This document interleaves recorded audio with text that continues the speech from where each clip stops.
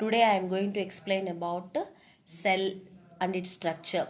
ఈరోజు మనము సెల్ యొక్క స్ట్రక్చర్ ఏంటి, దాని యొక్క టైప్స్ ఏంటి అవన్నీ తెలుసుకుందామండి.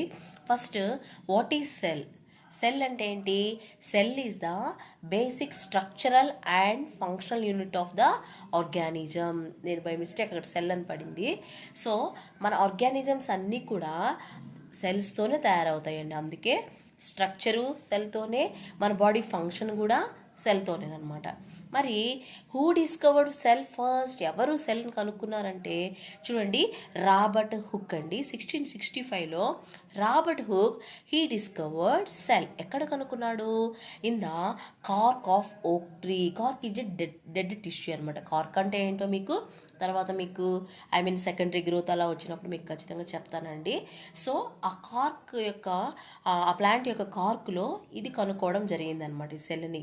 అతను చూసినప్పుడు ఎలా ఉంది అంటే it looks like a honeycomb structure అనమాట. హనీ కోమ్ లా ఉందనమాట. హనీ కోమ్ ఎలా ఉంటుంది చెప్పండి? గదులుగా ఉంటుంది కదా. అందుకే దానికి అతను ఏం పెట్టాడంటే సెల్ అని పెట్టాడు. సో లాటిన్లో సెల్ అంటే సెల్ మీన్స్ స్మాల్ రూమ్, చిన్న గదనమాట.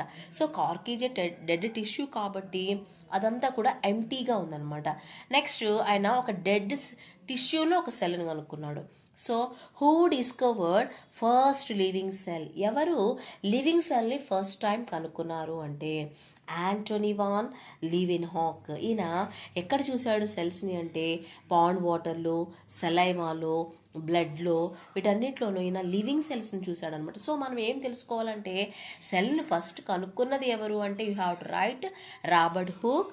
అండ్ లివింగ్ సెల్ని ఎవరు ఫస్ట్ కనుక్కున్నారు అంటే you have to write Antonie van Leeuwenhoek అని రాయాలండి. మరి నెక్స్ట్ ఈ సెల్స్ని బేస్ చేసుకొని ఇద్దరు సైంటిస్టులు సెల్ థియరీని ప్రపోజ్ చేయడం జరిగిందండి. That is called cell theory. So what is cell theory? అసలు ఎవరు కనుక్కున్నారు దీన్ని? స్క్లీడెన్ అండ్ ఆల్సో స్క్వాన్. వీళ్ళిద్దరూ కూడా స్క్లీడెన్ అండ్ ఆల్సో స్క్వాన్ వీళ్ళిద్దరు సైంటిస్టులు అండి. బొటానిస్ట్ స్క్లీడెన్ వచ్చేసి బొటానిస్ట్ అండి, స్క్వాన్ గారు వచ్చేసరికి జువాలజిస్టులు అనమాట. వీళ్ళిద్దరూ కూడా వాళ్ళ ప్లాంట్ టిష్యూస్, యానిమల్ టిష్యూస్లో డిస్కవర్ చేసిన విషయాలన్నిటి కూడా మింగిల్ చేసి ఒక థియరీని ఫార్ములేట్ చేశారనమాట. That is nothing but cell theory. That is nothing but cell theory. So ఏం చెప్పారు అంటే all living organisms are made up of cells and their products. మీరు ఏ సెల్ అయినా చూసుకోండి. That may be plant cell, fungal cell, algal cell, whatever it may be, they are made up of with cells. కణాలతోనే తయారు చేయబడి ఉంటాయి. ఏ కణంలో అయినా ఏ products depending upon the type of the cell products కూడా వ్యారీ అవుతుంటాయి. ఆల్మోస్ట్ ఆల్ సిమిలర్ ప్రోడక్ట్సే ఉంటాయి అన్నట్టు చెప్పారనమాట. అంటే ఆ సెల్కి సంబంధించిన ప్రోడక్ట్స్ అనమాట. Next, cells are the basic units of structure and function of in living things. అంటే ఏంటి? ఒక ఆర్గానిజంలో స్ట్రక్చరు సెల్తోనే, తర్వాత ఆర్గానిజం యొక్క ఫంక్షన్స్ కూడా ఎలా వస్తున్నాయి?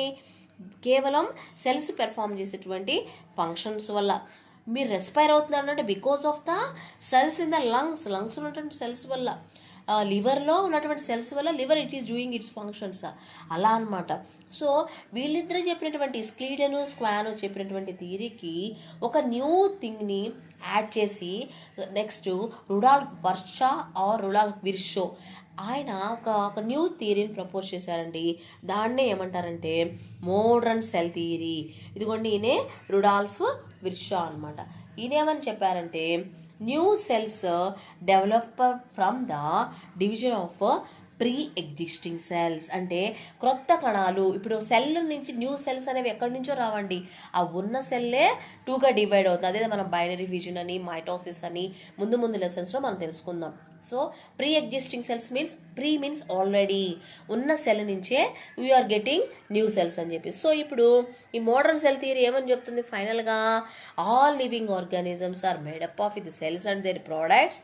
Cells are the basic units of structure and function in living organisms and also new cells develop from the division of pre existing cells అని చెప్పడం జరిగిందనమాట. అర్థమైందండి? సో ఈ సెల్ థియరీ ఏం చెప్తుంది? లివింగ్ ఆర్గానిజమ్స్ అన్నీ కూడా దేంతో తయారు చేయబడి ఉంటాయి? సెల్స్ తోటి, వాటి ప్రోడక్ట్స్ తోటి. సెల్సే basic units of basic units of structure and function of living things and new cells always form from the preexisting cells అని మనకి చెప్తుందండి. ఓకేనా. అండ్ నెక్స్ట్ వచ్చేసరికి సెల్స్ ఎన్ని రకాలు, they are 2 types of cells అనేవి ఉంటాయండి. అవేంటో ఇప్పుడు మనం చూద్దాం.